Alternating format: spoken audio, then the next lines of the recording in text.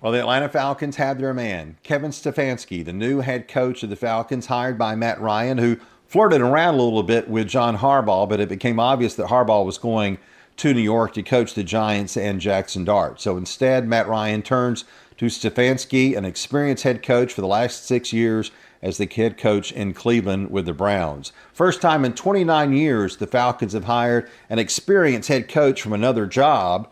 Of course, that goes back to Dan Reeves, who was hired in 1997. He had been the head coach of the Giants, and before that, the Broncos, of course. He was successful. Stefanski's got a losing record, which is many fans a little curious about the hire, but I think if you take a deep dive into this situation, you'll find that Stefanski did a very good job. 6 seasons, 2 trips to the playoffs. Both years he was the AP NFL Coach of the Year.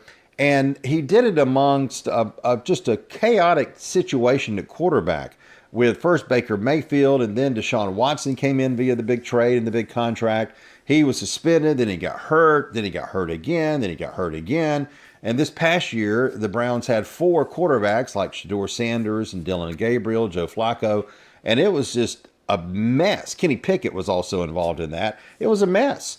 And so they fired Kevin Stefanski at the end of the season, but interestingly, almost immediately after he was let go by Cleveland, he was considered a top candidate around the league with all these openings, which shows you that there's some at least respect among NFL personnel about the job that Stefanski did in Cleveland. Now, the interesting part about him going from Cleveland to Atlanta is Atlanta doesn't have the cleanest quarterback situation either, of course, because of the injury to Michael Penix and then the fact that Kirk Cousins is kind of old. But Kirk Cousins was the quarterback of the Vikings, and that's the team that Stefanski coached as an assistant before he got the head coaching job in Cleveland.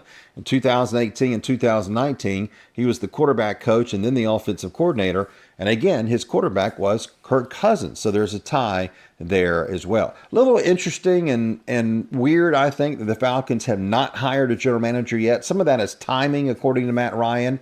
But you want everybody on the same page. They're resuming their interviews to the GM position this week, and that's a good thing. Hopefully, they'll be on the same page. But Stefanski, with all the interest that he had from around the NFL, it's obvious that he's very well respected, and people think that he did a good job in Cleveland.